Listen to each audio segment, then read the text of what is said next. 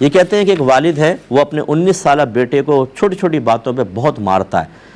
ابھی last time وہ کہتے ہیں کہ ایک بڑا سا تالا کہیں سے لیا تھا, اس میں چابی کا گچھا بھی لگا ہوا تھا, وہ تالا کھینچ کے مارا بچے کو.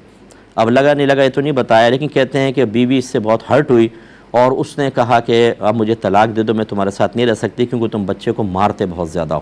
تو کیا عورت کا اس بیس پر مطالبہ طلاق شرعاً جائز ہے کہ نہیں؟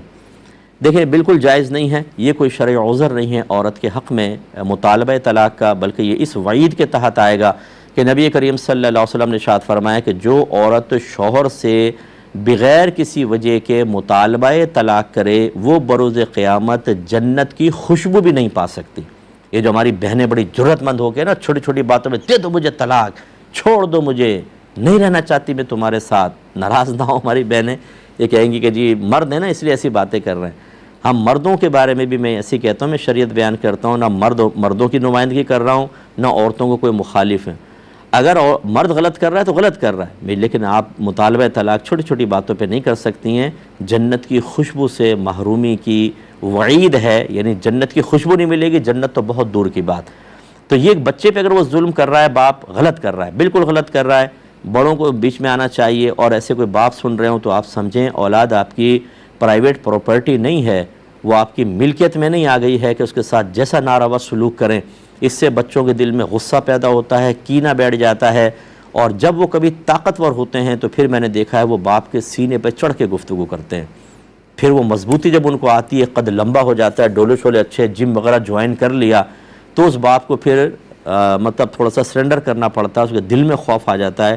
یہاں تک ہمارے پاس کیسز آئے ہیں کہ باپ نے پھر مارنے کی کوشش کی تو بیٹے نے ہاتھ پکڑ لیا, اور اتنا مضبوطی سے ہاتھ پکڑا کہ باپ ہاتھ بھی نہ ہلا سکا.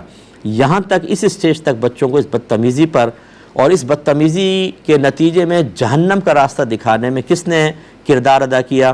بعض اوقات والدین یہ کردار ادا کر رہے ہوتے ہیں. والد صاحب چھوٹی چھوٹی باتوں پہ ماں بہن کی گالیاں دینا, مکے مارنا, دھکے دینا, ذلیل کرنا, احسانات یاد دلانا, ہم نے پال پوس کے جوان کیا, یہ کیا وہ کیا, اور ان کو بیویوں کے سامنے ذلیل کرنا, رشتہ داروں کے سامنے کرنا, یہ قطعاً غیر مناسب ہے. آپ بالکل اصلاح کر سکتے ہیں, احسن طریقے سے کریں, اپنے فیوچر کو بھی ذہن میں رکھیں. کل اگر آپ فوت ہو گئے تو شاید یہ دعا نہیں کریں گے, اگر آپ پہ فالج پڑ گیا تو ہو سکتا ہے صحیح خدمت نہ کریں, طاقتور ہو گئے تو ہو سکتا ہے آپ سے بدتمیزی کریں. قطعاً غیر مناسب ہے, اولاد کے ساتھ ایسا نامناسب رویہ نہیں ہونا چاہیے.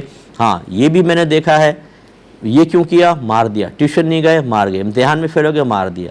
لیکن آپ کے نبی نے فرمایا بچہ 7 برس کا ہو جائے تو اس کو نماز کا حکم دو, 10 برس کا ہو جائے تو مار کر نماز پڑھاؤ.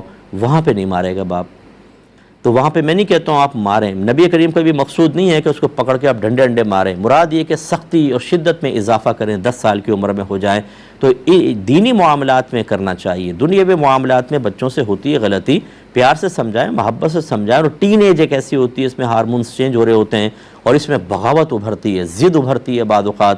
اور پھر اگر وہ بچہ رشتہ داروں میں غلط قسم کے لوگوں کے درمیان بیٹھ گیا, وہ باپ سے اینٹی کر دیتے ہیں, اتنا باغی کر دیتے ہیں کہ بچہ بدتمیزی کرتا ہے. اب یا تو باپ جائے گا اور یا بچہ جائے گا, اور یا پورا خاندان ٹکڑے ٹکڑے ہو جائے گا. یہ غیر مناسب ہوتا ہے.